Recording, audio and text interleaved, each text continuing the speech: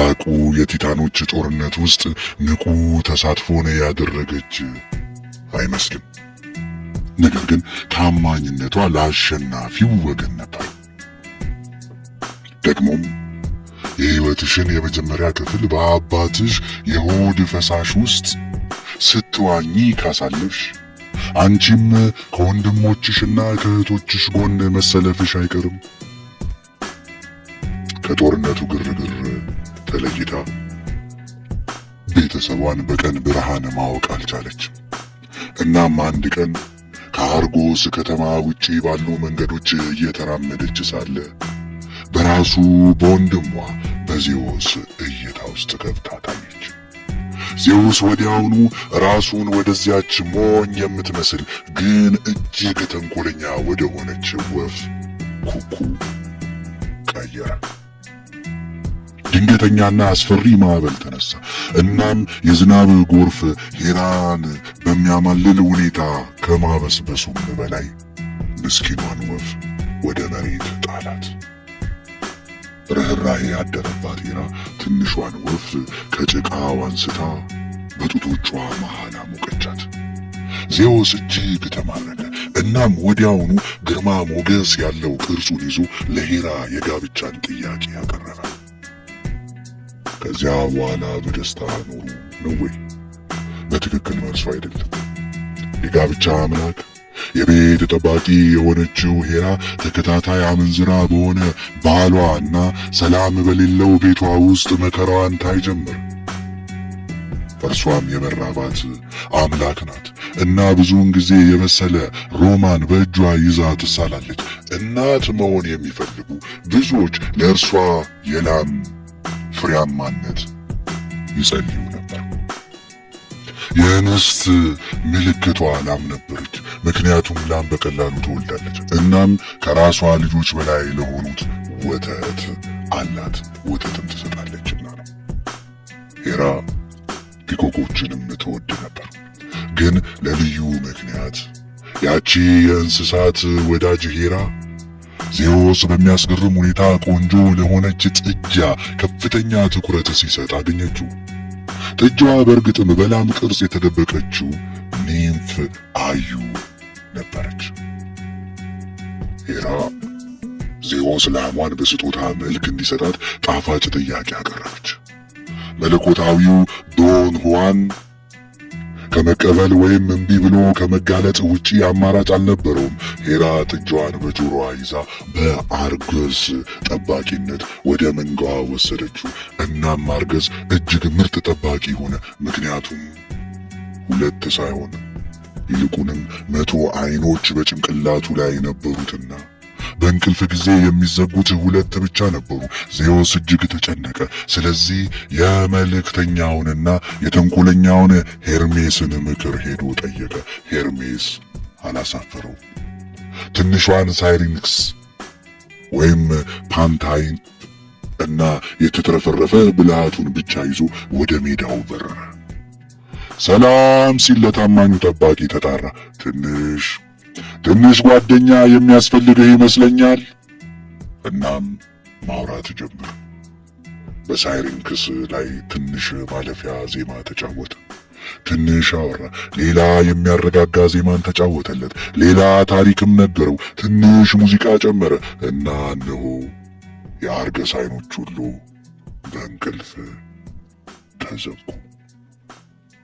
እንደ ንብ መውጊያ ፈጣን የሆነው ሄርሜስ ስለታም ትንሹን ሰይፉን መዘዘ። ጠባቂውን ጭንቅላት ከሰውነቱ ለየው። እናም ከአዩ ጋር ሄደ። ለክንፈ እግሩ አምላክ ሌላ የተሳካ ስራ ሰራ።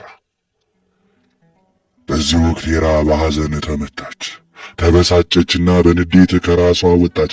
ነገር ግን በቀል ከመፈለጓ በፊት የአርገስን አይኖች ነቅላ በአቅራቢያው ላለ ፒኮክ ጅራት ላይ አንቆጠቆጠችው።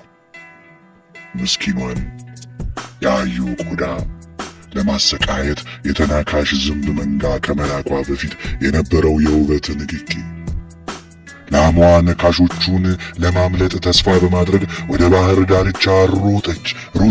ነገር ግን ቦስፎረስን የላም መሻገሪያን አቋርጠው በአናቶሊያና በፍልስጤም የባህር ዳርቻ ወርደው ቀይ ባህርን በዋና ተሻግረው እስከ ግብጽ ድረስ ተከተሏት። በመጨረሻ ሄራ ራራች እና አዩ በደስታ ወደ ትክክለኛው ቅርጿ ተመለሰች። የእናቶች ጠባቂ እንደመሆኗ ሄራ የራሷ ልጆች ነበሯት። ከእነዚህም መካከል ከ12ቱ ኦሎምፒያን አንዱ የሆነው ልጇ ሄፋስተስ ትልቅ ቦታ ይይዛል። አንዳንዶች የዜውስ ልጅ ነው ይላሉ። ነገር ግን የተሻለው ታሪክ ዜውስ አቴናን ከገዛ ጭንቅላቱ ውስጥ ከወለደ በኋላ ሄራ በቅናት ተሞልታ ያለ አምላክ ወይም ያለ ሰው እርዳታ በራሷ ፈቃድ ብቻ ጸንሳ ተሸክማና ትንሹን አምላክ እንደወለደች የሚገለጸው እሱ ነው። እናትነት ማለት ይህ ነው።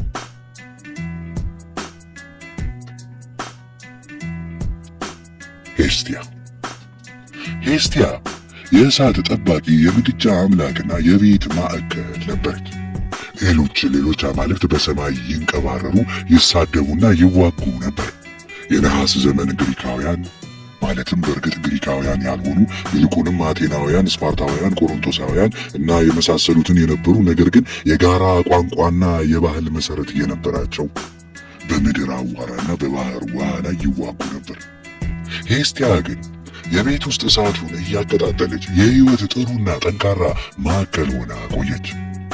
የፕሮሜቴየስ ስጦታ ምንጊዜም የእሷ ቅዱስ መሠዊያ ይሆናል።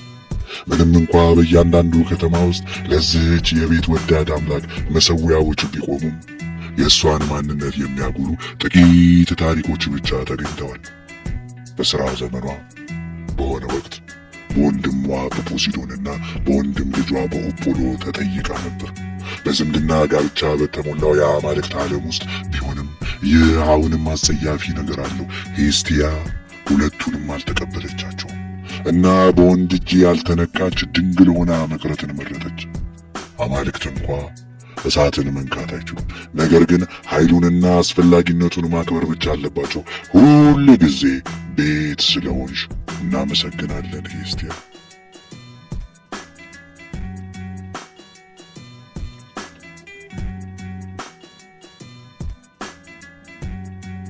አሬስ የኦሎምፒስ ስብስብ መጥፎ ልጅ የሆነው አሬስ ወላጆቹን ዜውስንና ሄራን ጨምሮ በሁሉም ሰው ላይ የተጠላ ይመስል ነበር። በናስ ትጥቁ እየተንቀባረረ እየተጋጨና እየደበደበ እጅግ ጣዕም የለሽ ሙዚቃን ይፈጥር ነበር። የጦርነት ሙዚቃ። ማንም አላመለከውም እና ማንም ክብር አልሰጠውም። ነገር ግን በጦር ሜዳም ሆነ በዕለት ተዕለት ሕይወት ውስጥ ችግር ይፈጠር ነበር። አሬስ ጉልበተኛ ነበርና እንደ ብዙ ጉልበተኞች ሁሉ በቤተሰብ ትስስሩ ምክንያት መታገስ ነበረበት። እናም እንደ ብዙ ሌሎች ጉልበተኞች ከተጎዳ ወይም በጦርነት ከተሸነፈ ከጉራው በስተጀርባ ያለውን ፍርሃት ያሳይ ነበር። ብዙውን ጊዜ በጦር ሜዳ ላይ ከትናንሽ ውድ ልጆቹ ጋር ይገለጥ ነበር። ፎቦስ ስሙ ፍርሃት ተብሎ ይተረጎማል። ዲሞስ ድንጋጤ፣ ጣፋጭ ያልሆነችው እህቱ ኤሪስ ጠብ እና የእሷ ሕፃን ልጅ ጭቅጭቅ፣ እንዲሁም ተምሳሌታዊ እንስሳቱ ያጅቡትም ነበር።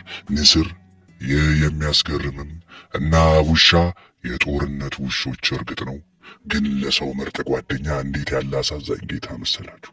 እንደዚህ አይነት አጃቢዎች እያሉ ፍቅር የት አለ ብሎ መጠየቅ ተገቢ ነው። እናም እርግጥ ነው ፍቅር አፍሮዳይት አንዳንዴ በትጥቅ በታሸገው የአሬስ እቅፍ ውስጥ ትገኝ ነበር። ፍቅር በእውነት ዕውር ነው። ይህ የክህደት ድርጊት አፍሮዳይት የጦርነት አምላክ ወንድም ወይም የእንጀራ ወንድም የሄፋስተስ ሚስት ነበረች፣ ሳይስተዋል አልቀርም። እናም ያ ከአማልክት ሁሉ የዋህ የሆነውና የወይዘሮ ፍቅር ባል የበቀል እርምጃውን ወሰደ።